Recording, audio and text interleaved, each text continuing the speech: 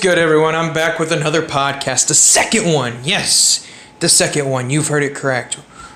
And today, we've got a big day. We're first going to go over the results of my predictions, which I have to say, I had a winning record last weekend. I'm not going to lie, I feel pretty good. Then we're going to talk World Series preview because tonight, Tuesday, October 22nd, is the day the World Series starts with the Astros versus Nationals. And then third, if I have time, I may do some high school football since it's the last week in the Missouri side for the regular season before playoffs start. But first, I want to start by saying this. I said it last podcast, but this time I want to say at the beginning, I want you guys to pick my podcast name. So leave a comment down below, or you can Snapchat me or DM me on Instagram, whatever. I just want you guys to pick what my podcast name will be. And so just leave a like or comment below what you want, you think the podcast should be named.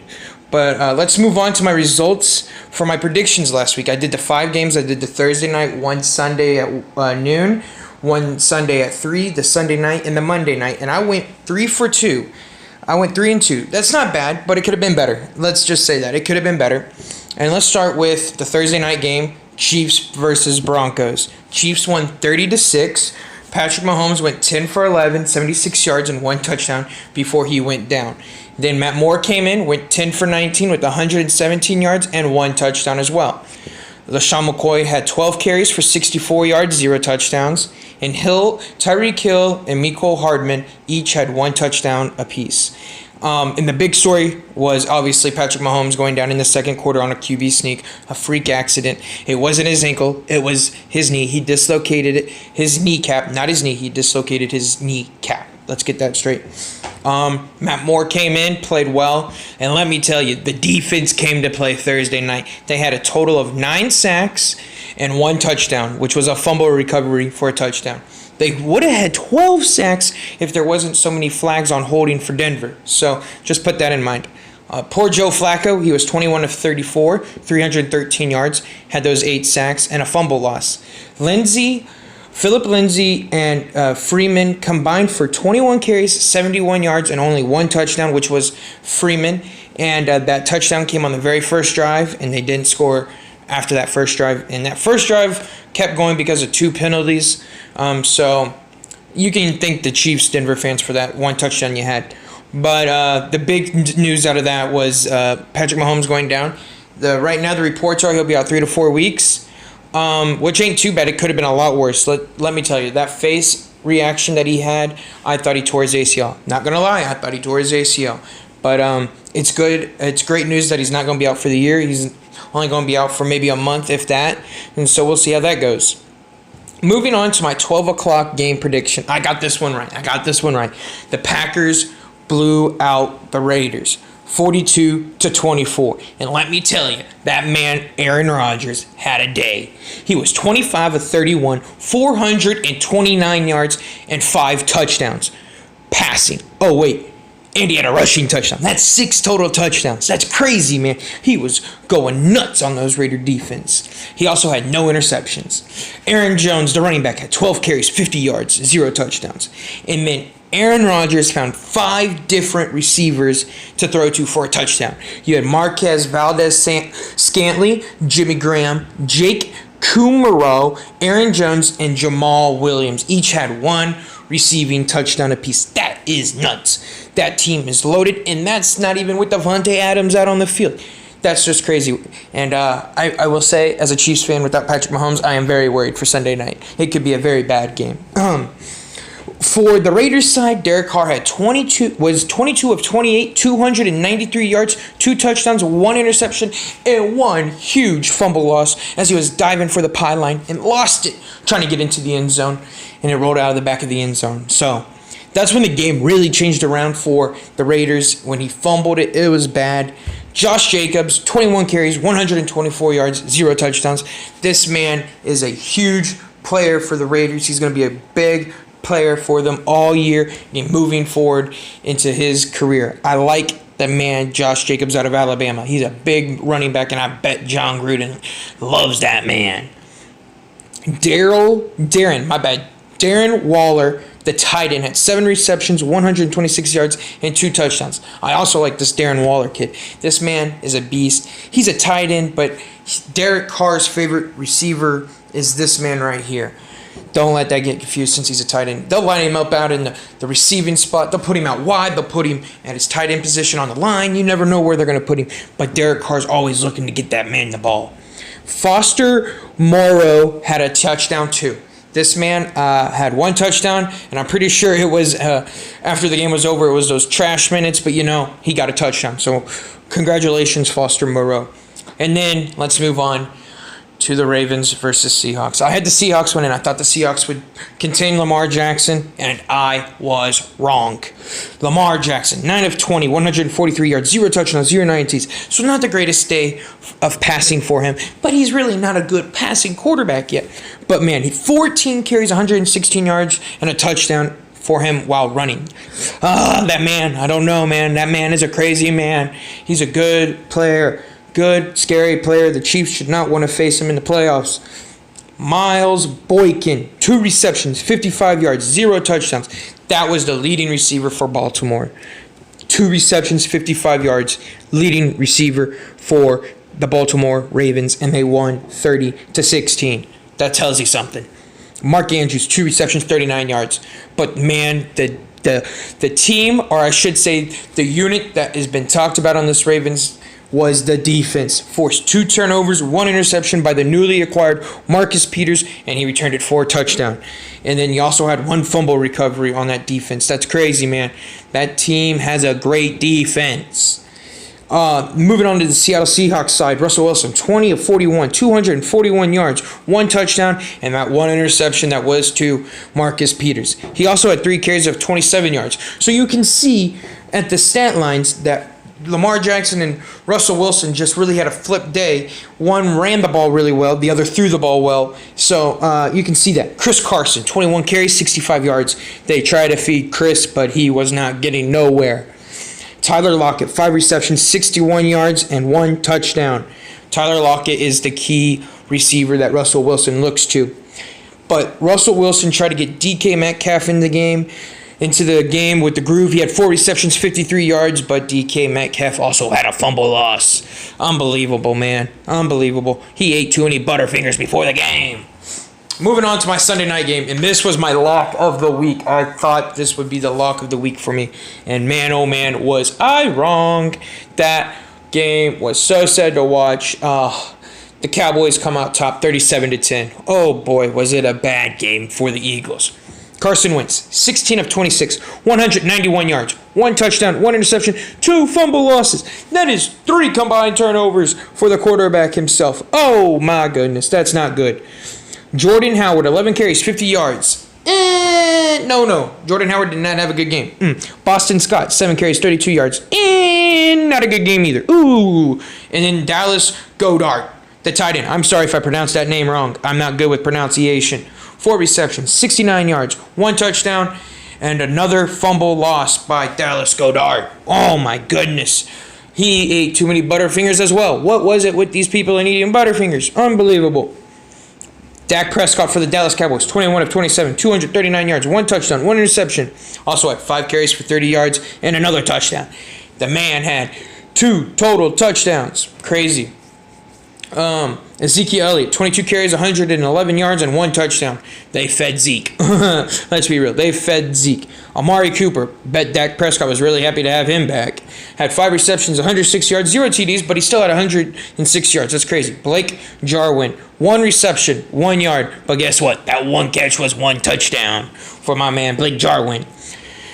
Kerry Hyder, Antoine Woods, and Malik Collins were the ones that recovered the fumbles. 3 different players with 3 different fumble recoveries. What a game for Dallas. They were out there to prove something after losing to the Jets. And don't even get me started with the Jets because I'm about to bring them up right now. Patriots versus Jets. I had the Patriots winning. I was correct about that. I thought the game would be a lot closer, and oh boy was I wrong. Patriots 33, Jets 0. What the actual bleep?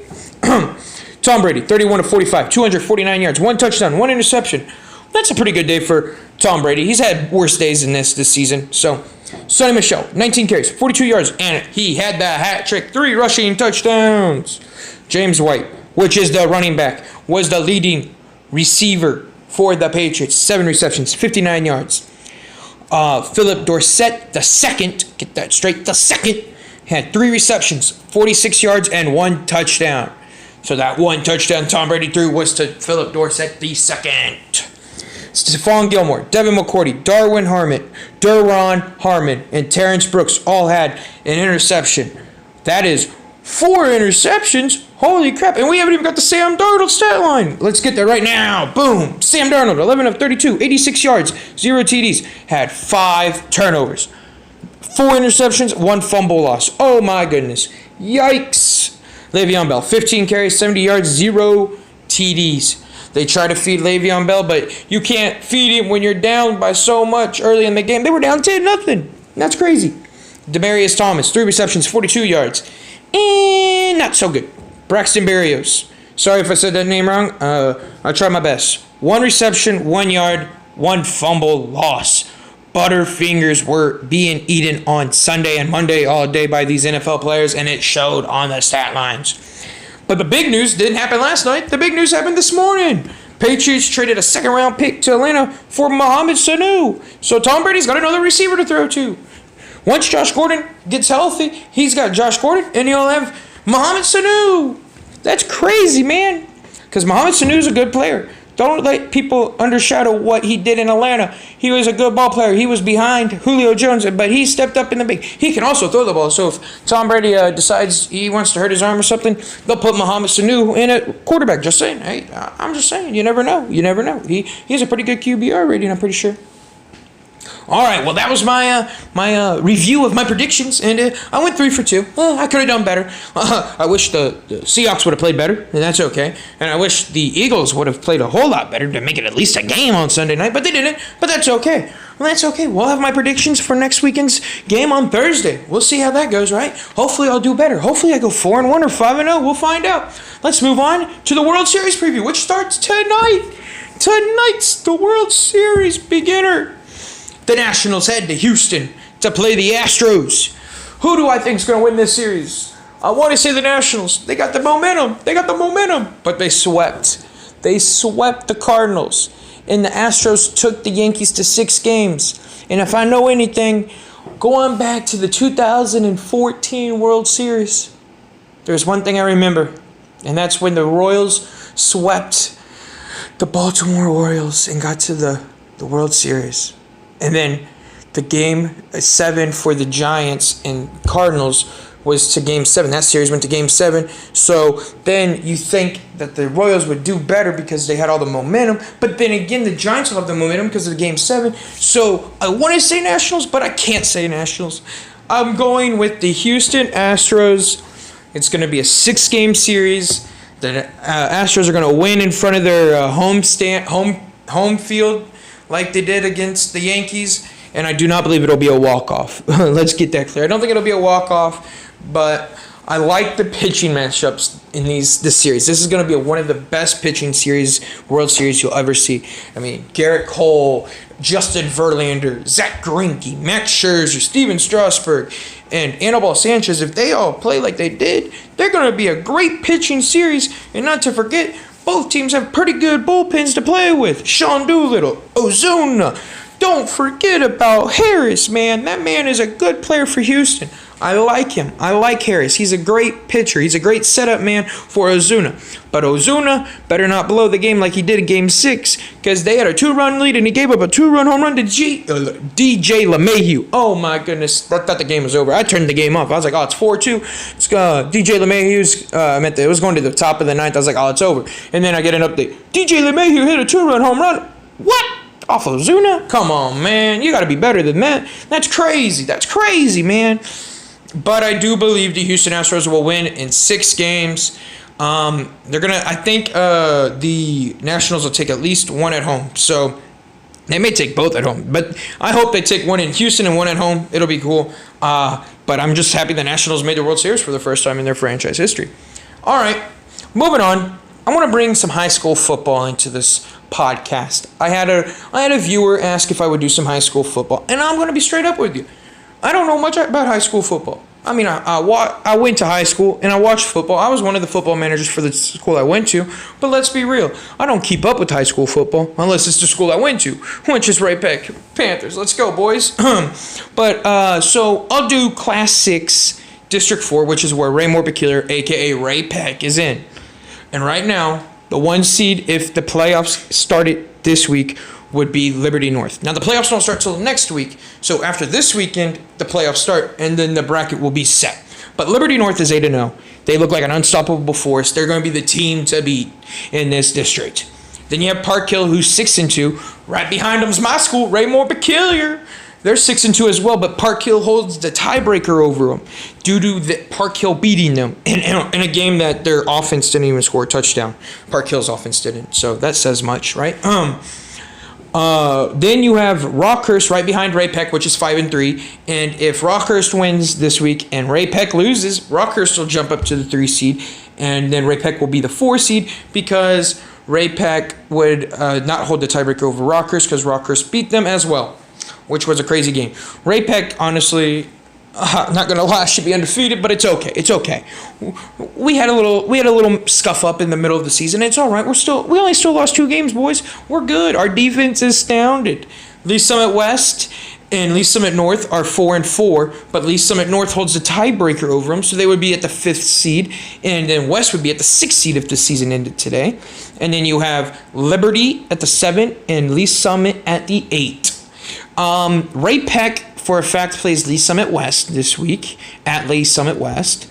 Park Hill plays Blue Springs, which I'm rooting for Blue Springs to pull off the win, because then that would mean Ray Peck gets the 2 seed, which would be phenomenal for Ray Peck fans out there like me. So we'll see how that goes. But right now, the team to beat in this is Liberty North. They have played a very, very tough schedule, in my opinion, and they have won every game. That's why if I'm a Ray Peck fan, I don't want to be the 3 seed. I want to be the 2 seed because that means we wouldn't have to face Liberty North till the semi-championship game to get to the championship. But if we're the 3 seed, we would have to play Liberty North right before that and at Liberty North, which it's going to be at Liberty North no matter what you are, the 1, the 2, or the 3 seed. But you won't want to face Liberty North until later in the postseason. So we'll see how that goes. I'm rooting for Ray Peck because that's where I went, duh. But I think Ray Peck's going to sit at the 3 seed, and they're going to face Lee Summit West. It could be Lee Summit West back-to-back weeks. If they win against West this week and the standings stay the same, West decides to come to our place the following week. So we get to play West back-to-back weeks, which is not really good if you're a Ray Peck fan because you hate to play the same team in back-to-back weeks.